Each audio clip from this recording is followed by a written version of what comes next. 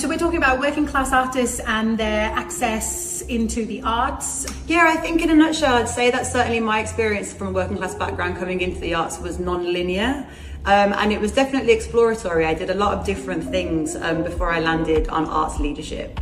I think that people from working class backgrounds definitely have more challenges than people from wealthier backgrounds. Typically, people from wealthier backgrounds have financial stability to fall back on, they have support, they have family, they can take long breaks, they can reflect, and they can do lots of things. And I think that's a big challenge that artists from working class backgrounds face. They have to do loads of different jobs. Absolutely. Working class actors and artists in general need money, support, the things that are often afforded to people that come from privilege and that have connections in the industry. Money to go to workshops, training opportunities, or even just someone bigging you up and being like, this person's great. We don't have that in the same way. If you're not well connected and your family don't have those connections, you sometimes have to fight a lot harder to get in any space and be appreciated in that space. You're sometimes not put down, but like you're not regarded as someone who's an intellectual or can sit at that table if your accent is different. So we need access. We need much more access in the arts. We need money. We need care and resources. R2IDS are doing an amazing job at providing those things. Working class leaders carry a knowledge that cannot be taught through education or training. It is a knowledge that is shaped by lived experience, from communities, from resilience, from graft, imagination. You only learn that by living it. Working class leaders refuse to live in a world where class gets to determine our creative worth, access or opportunity. We refuse to let a theatre not be grounded to its civic duty so that the stories we see are as diverse and authentic as the people that are out on our streets.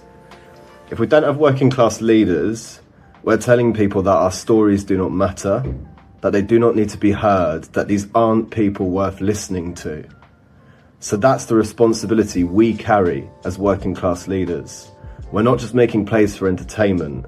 We're trying to make change for those who live on the margins of society. If we do nothing about the current class inequity that exists, we're really risking it getting further entrenched. I think we're really risking losing more working class creatives from the industry, or actually as well, people not joining it in the first place. If working class people don't feel like this is a space for them, why are they going to put themselves in it? I think what that inevitably does is it has a big impact on the stories that get told. Ultimately then that has an impact on the audiences that we serve, and really risks isolating audiences, I think. I think what we need right now to stop this getting worse is actually some real boldness.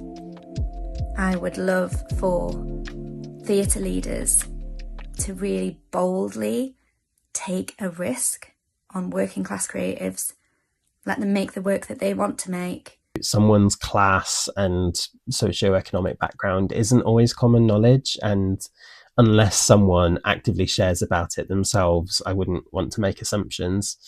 But what I will say is that people who are from low socioeconomic backgrounds, are working class, benefits class, etc., are the real lifeblood of this industry, are often the people who are most interested in ensuring that everybody gets a seat at the table and are making ambitious, unconventional, groundbreaking work, be that as facilitators, choreographers, theatre makers, directors, performers, technical staff, etc., etc. Some people think that the arts are elitist, and it feels vital to disprove this and make sure everybody knows that they belong. I truly believe that arts should be and can be for everyone, but too many people will feel it is not viable or even remotely an option for them unless some things about the industry seriously change. So I'm aware that white male directors have had a really good run of it, whereas white male working class directors have had less of a good run of it. A story, so I was directing at Central, and at Hampstead opposite Central, there was a famous actor, middle class. I said hello to her whilst queuing for coffee because I've always wanted to send her the only restoration play I think is funny. I said, my name is Russell Bolam. She said, are you a theatre Bolam? And I've had this before where people have said they're a big fan of my dad and they think he's the famous actor, working class James Bolam. And actually my dad's a porter, and I was the first person in my family to go to university, and I told her that, and it all came off a bit cloth cap. That's an expression by Arnold Wesker, working class playwright. Sometimes it can feel like you are surrounded by children of the establishment in theatre. I tried to bang the drum for white working class directors, but am I waving a cloth